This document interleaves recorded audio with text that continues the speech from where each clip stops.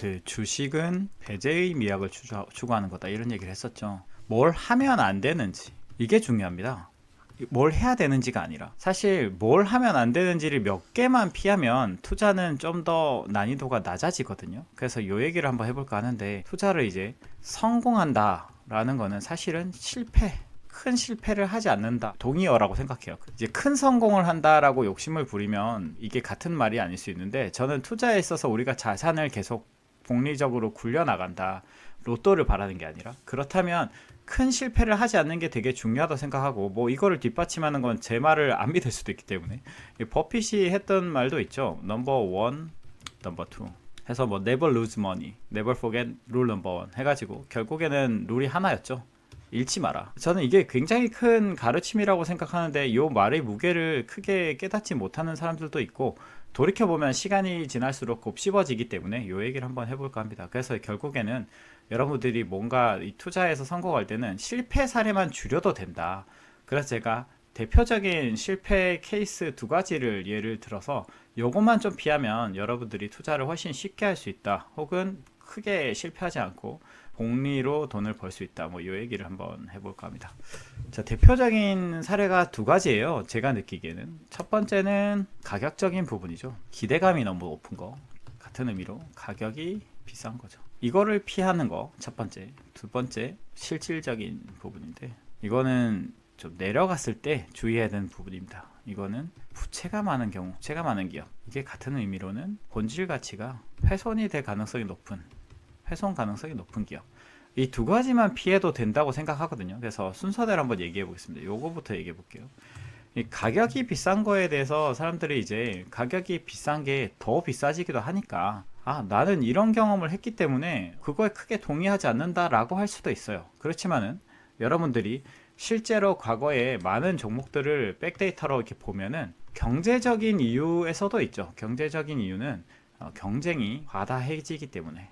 왜냐하면 실적이 잘 나왔으니까 주가가 올라갈 거 아닙니까? 이게 몇 년씩 뭐 장기적으로 간다 하면, 그러면 이제 당연히 실적이 좋은 산업, 혹은 그 어떤 산업을 이끌고 있거나 뭐 그 산업 안에서 실적을 잘 내고 있으면 많은 업체들이 카피를 하거나 진입을 하려고 하죠. 그렇기 때문에 경제적으로도 굉장히 많은 위협을 받는 데다가, 가격적으로도 수급상 비싼 걸 더 비싸게 사줘야 되잖아요. 더 비싼 걸 사주는 게임인데, 어느 순간 이걸 더 이상 나 비싸게 못 사주겠어, 그리고 이제 시세가 꺾여서 이렇게 내려가는 국면이야. 그러면 이제 여기에 이제 많이 팔려고 대기하는 사람들이 많고, 그럼 이게 다시 더 많은 사람들이 사주지 않으면 못 올라가고 이제 계속 저항을 겪으면서 내려가게 되는. 그래서 수급상으로도 여러 가지로 이 가격이 너무 비싸면 좀 내려갈 확률이 좀 더 높아지는 거죠. 그래서 제가 항상 얘기하지만 투자는 확률 게임이잖아요. 그러니까 뭐 예외적으로 뭐 이렇다 저렇다라는 걸 떠나서 케이스를 많이 보라는 얘기입니다. 많이 보다 보면 너무 비싼 건 아무래도 내려갈 확률이 높다, 반드시 내려간다가 아니고요, 확률이 높다는 겁니다. 그래서 제가 예전에 테슬라라는 종목을 위험하다고 한 거는, 뭐 실질에 대해서는 제가 자세히 몰라요. 관심이 없기 때문에. 근데 가격이 너무 비싸니까 확률이 높다는 거죠. 내려갈 확률이. 가격이 무조건 내려간다는 게 아니고, 위험하니까 그거 건드릴 바에는 더 싼 거, 더 안전한 거 많다는 거죠. 대안이 많다는 거지. 그게 뭐 무조건 이거는 저주 붙듯이 무조건 숏을 친다 이런 게 아닙니다. 그냥 위험하니까 더 싼 걸 찾으라는 거고. 그래서 지금의 분위기는 이제 드디어 사람들이 이제 테슬라에 대해서, 가격에 대해서 얘기하기 시작했죠. 예전에는 본질이 좋다, 뭐 미래가 창창하다, 뭐가 어떻다, 무슨 배터리가 어떻다, 뭐 전기차의 미래가 어떠고, 좀 더 나아가서 뭐 트위터에 어떤 기능을 섞어서 뭐 어떻게 하니, 뭐 어쩌니, 뭐 되게 많은 얘기들을 했었는데, 그런 미래가 중요한 게 아니라 가격이 중요하다는 얘기입니다. 물론 그런 미래 이루어질 수 있고 조금은 더 올라갈 수도 있겠죠. 올라갈 수도 있었겠죠. 지금은 꺾였지만.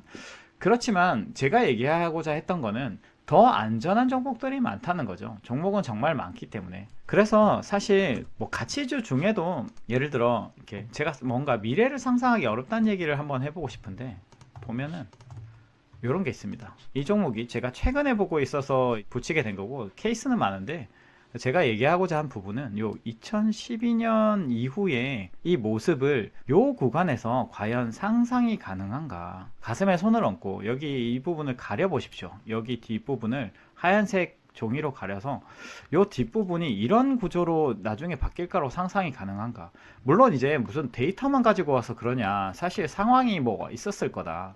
뭐 어떤 상황이 있어서, 물론 상황이 있습니다. 변화된 게 있었죠.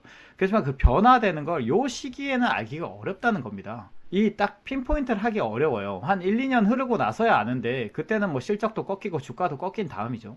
그리고 그게 언제 회복될지도 모르고. 그러니까 제가 얘기하고자 한 거는, 제가 그런 얘기도 했죠. 뭐 10년 이상 경험이 필요하다. 여기서 나오는 겁니다. 왜냐면 백데이터를 많이 가져와서 본다 한들 1부터 2, 3 와닿지 않아요. 왜냐면 내가 그때 그렇게 치열하게 고민하지 않았기 때문에, 아 뭐 이거는 이것 때문에 꺾였겠네 라고 하고 끝나는 겁니다. 그렇지만 저는 요때 이 종목을 많이 봤거든요. 이 종목뿐만 아니라 정말 많은 종목들을 봤습니다.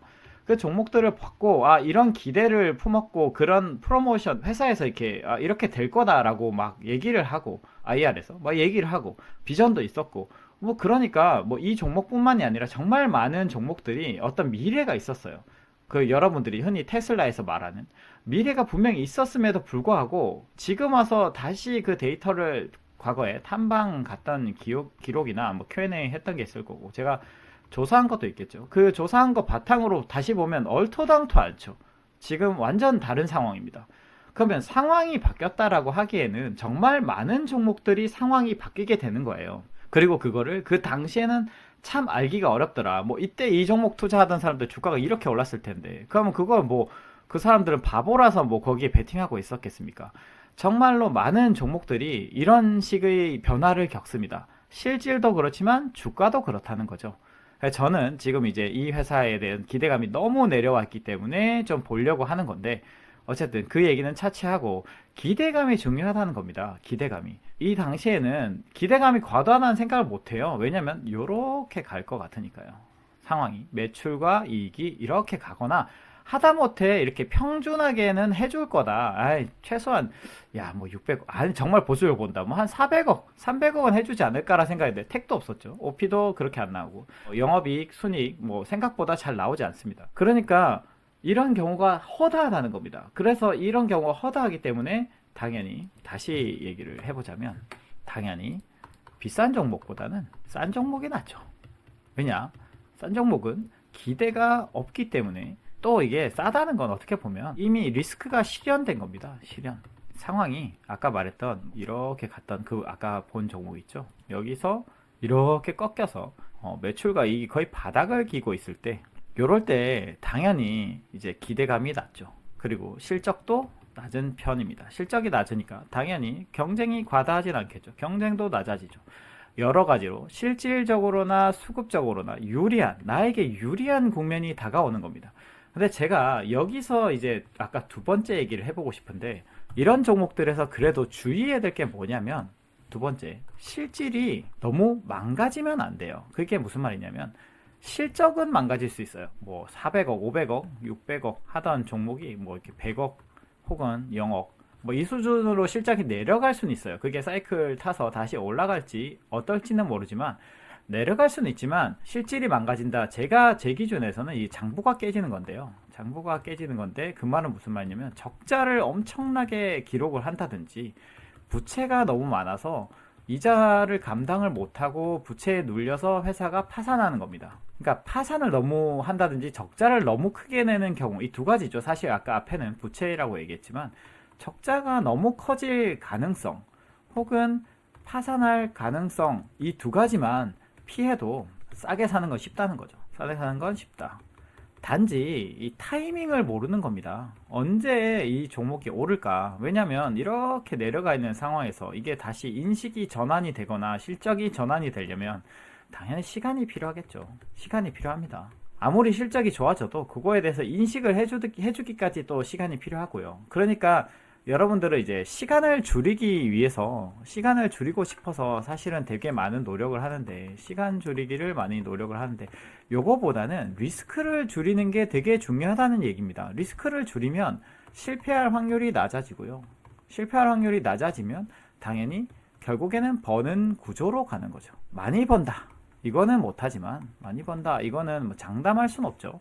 그렇지만 어쨌든 결과적으로 버는 구조를 가는 게, 우리 자산을 깨트리지 않고 스노우볼을 눈덩이가 깨지지 않고 계속 커질 수 있게 하는 거다. 그래서 여러분들이 만약에 이 방식에 동의를 한다. 눈덩이가 계속 커지는 거에 나는 베팅을 할 거야. 나는 그렇게 투자할 거야. 라고 생각한다면 기억할 건 딱 두 가지밖에 없어요. 첫 번째, 두 번째. 그러니까 투자는 사실 본질은 굉장히 쉬워요. 정말로. 정말로 너무 기대감이 높은 거 피하고, 부채가 많거나 너무 적자를 크게 낼 것 같은 그런 종목은 피하면 됩니다. 피하면 된다. 그러니까 이 많은 바닷속에서, 이게 모래알 속에서 바늘을 찾아야지 라는 스타일이라기보다는, 이 썩은 모래를 다 걸러내야지. 그래서 이 모래 중에 선택하면 되지 않을까. 그러니까 이 두 가지만 피해도 되는데, 그러니까 가격이 너무 높은 것과 파산할 위험이 높은 거, 이 두 가지만 피하면 돼요. 이거는 위로 갈 때의 문제고요. 가격이 올라갈 때. 이건 내려갈 때 문제입니다. 가격이 싸게 살려면 파산은 하면 안 되겠죠. 이 두 가지만 피하면 사실 주식은 쉽습니다. 수익률을 얼마나 제고하느냐는 치열한 고민이 필요하죠. 그거를 이제 20% 할 거냐, 내가 자산이 적을 때 50%할 거냐, 제가 뭐 이렇게 얘기를 했지만 적극적인 노력이 필요하죠. 수익률을 조금이라도 제고하려면. 그렇지만 실패는 하지 않을 수 있다. 여러분들이 투자해서 실패하는 게 가장 큰 문제잖아요. 예전에는 그런 생각들을 많이 안 했을 텐데, 2020년에 2021년에는 다들 투자 실패에 대해서 생각 안 했을 텐데, 요즘에는 많이들 생각하겠죠. 실패를 피하는 게 중요하다. 그러면 자연스럽게 내 자산은 커져서 결국에는 여러분이 원하는 어떤 자산가가 될 수 있다. 이 얘기를 한번 해보고 싶었습니다.